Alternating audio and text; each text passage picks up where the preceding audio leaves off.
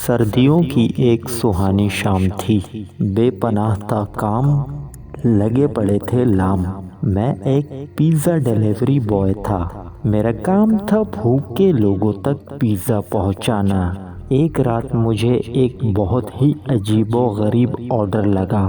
یہ لوکیشن شہر کے آخر میں ایک سنسان جگہ پر موجود تھی۔ لوکیشن دیکھ کر میری گولیوں میں گنگناہٹ ہوئی۔ نہ جانے کیوں مجھے اس لوکیشن پہ حرام پائی محسوس ہوئی۔ میں نے مینیجر کے اٹھا کے ریکویسٹ کی کہ اس لوکیشن پہ آپ مجھے نہیں بلکہ کسی اور رائڈر کو بھیج دیجئے، لیکن ہمارا مینیجر انتہائی کوئی بھڑوی نسل سے تعلق رکھتا تھا۔ اس نے کہا کہ یہاں کا آرڈر تو مجھے ہی ڈیلیور کرنا پڑے گا۔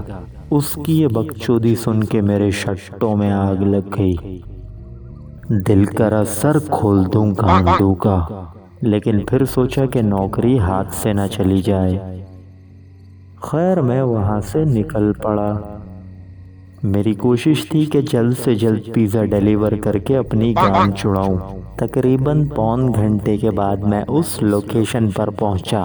عام طور پر اتنا وقت نہیں لگتا تھا، لیکن کیونکہ فاصلہ زیادہ تھا اسی لیے 45 منٹ لگے۔ گھر کافی پرانا تھا، اسے دیکھ کر عجیب سی دہشت ہو رہی تھی۔ نہ جانے کیوں آج مجھے پیزا ڈیلیور کرتے ہوئے عجیب سا خوف محسوس ہو رہا تھا۔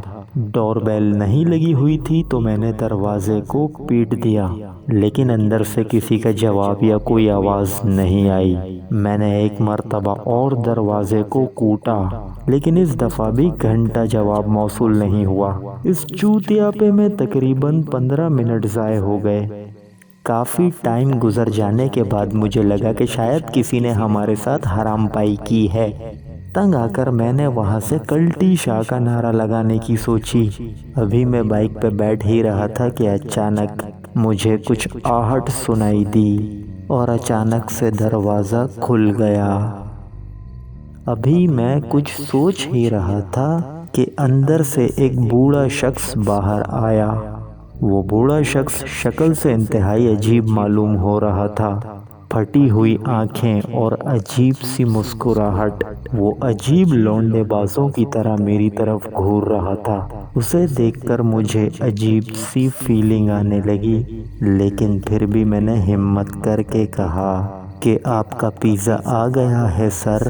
اس بوڑھے نے مجھے کہا کہ ہاں اندر آ جاؤ، اور پھر وہ اندر چلا گیا۔ عام طور پر ہم ڈیلیوری والے کسی کے گھر میں نہیں جاتے ہیں، اور یہ بات میں بولنے ہی والا تھا، لیکن وہ پہلے ہی اندر شارٹ ہو چکا تھا۔ میں سمجھ گیا مجھے اندر جانا ہی پڑے گا، اور ہاتھ میں لے کے پیزا میں اس گھر میں داخل ہو گیا۔ جیسے ہی میں اس گھر میں داخل ہوا، میں نے دیکھا کہ ان کا گھر بالکل تباہ و برباد حالت میں تھا۔ تمام چیزوں کی ماں بہن ہوئی بھی تھی، اور اچانک وہ بوڑھا میرے سامنے آ گیا، جسے دیکھ کر میری پھٹ گئی۔ اس نے کہا کہ پیزا مجھے دے دو، اور میں نے اس کے ہاتھ میں دے دیا پیزا۔ میں نے سوچا کہ اس کے منہ میں تو گنتی کے 4 دانت ہیں، پیزا کیا گھنٹہ چبائے گا یہ۔ پھر میں نے اس سے اجازت طلب کری، لیکن اس بوڑھے آدمی نے مجھے رکنے کے لیے کہا۔ اس نے کہا کہ آج رات کا کھانا میں اس کے گھر پہ کھاؤں۔ میں نے انہیں منع کیا، لیکن اتنے میں وہاں ایک بوڑھی عورت آئی۔ اس نے کہا کہ ان کا کوئی بچہ نہیں ہے، ہمیں خوشی ہوگی اگر آج رات کا کھانا تم ہمارے ساتھ کھاؤ گے۔ اور یہ ایموشنل بکچودی سن کے میں نے مجبوراً ہاں کر دی۔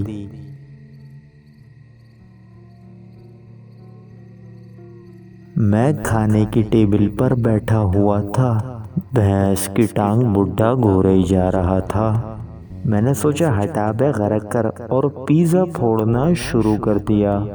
عین اسی وقت وہ بوڑھی عورت اس کمرے میں آئی، اور اس نے اپنے شوہر کو بلایا اور اپنے ساتھ چلنے کو کہا۔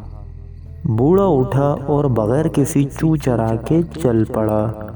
وہ دونوں غالباً کچن میں جا رہے تھے۔ جاتے جاتے مجھے بوڑھی عورت نے کہا کہ بیٹا پیٹ بھر کر کھانا، اور وہ چلی گئی۔ اب میں اکیلا اس روم میں بیٹھا پیزا کھا رہا تھا۔ آج مجھے پتہ چلا تھا کہ ہمارے ریسٹورنٹ کے پیزا کا ٹیسٹ کتنا چتیاپے کا تھا۔ ایسا لگا جیسے خشک نان پہ چمگادڑ کا انڈا لگا کر اسے سانڈے کے تیل میں تل دیا ہو۔ میں نے سوچا کیوں نہ اس پہ کیچپ لگا دیا جائے۔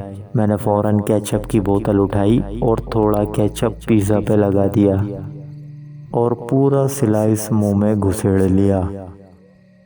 ابھی میں نے پیزا چبایا ہی تھا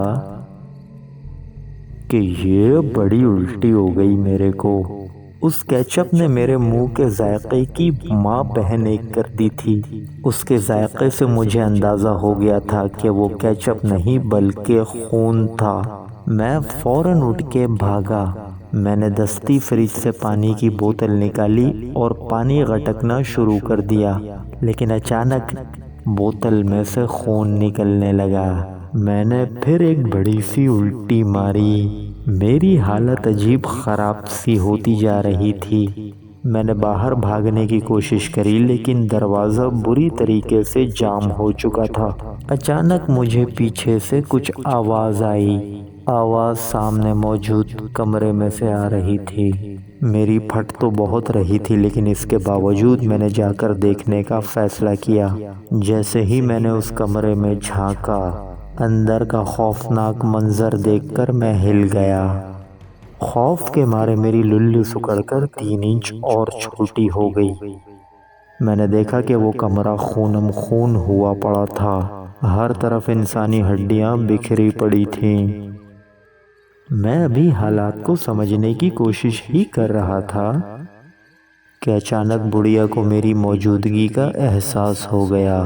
اس نے بھیانک نظروں سے مجھے تاڑا اور کہا کہ پکڑ لو، اس کا کاٹنے کا ٹائم آ گیا۔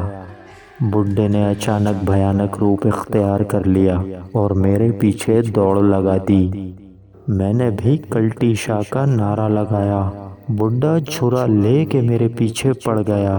میں اپنی طرف سے ٹاپو ٹاپ بھاگ رہا تھا لیکن بڈھے نے میری گھانڈ میں خنجر گھونپ دیا۔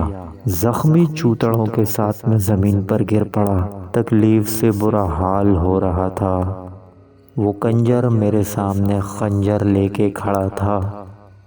میں اپنی زخمی گانڈ لے کے بھاگا۔ میرے پتلے دبلے چوتڑوں سے خون کے موشن بہہ رہے تھے۔ بڈھا سامان دھو کے میرے پیچھے پڑ گیا تھا۔ میں جیسے ہی سیڑھیوں سے اوپر آیا، میرے سامنے وہ بھیانک بڑھیا کھڑی ہوئی تھی۔ اس کی آنکھوں میں خون اترا ہوا تھا۔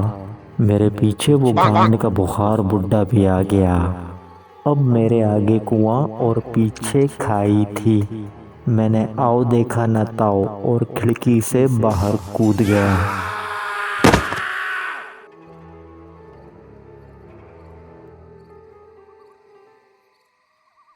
اگلے دن جب میری آنکھ کھلی تو میں ہاسپٹل میں تھا۔ میرا ایک ہاتھ اور ایک ٹانگ ٹوٹی پڑی تھی۔ اتنی دیر میں وہاں ایک عجیب منحوس قسم کا ڈاکٹر آ گیا۔ اس نے مجھے کہا کہ گھبراؤ مت، تمہاری پھٹی ہوئی گانڈ سل چکی ہے۔ میں نے اس سے پوچھا کہ میں یہاں کیسے آیا۔ اس نے مجھے بتایا کہ تمہیں یہ پولیس والے بھائی یہاں لائے تھے۔ پولیس والے بھائی نے مجھے بتایا کہ میں ایک ایسے گھر کے باہر بے ہوش پڑا ملا جو گھر کئی سالوں سے بند پڑا تھا۔ میں نے انہیں بتایا کہ اس گھر میں ایک بوڑھا شخص اور ایک بوڑھی عورت رہتی ہے۔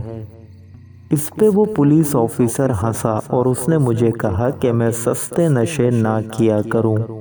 پولیس آفیسر نے بتایا کہ وہ گھر کئی سالوں سے بند ہے۔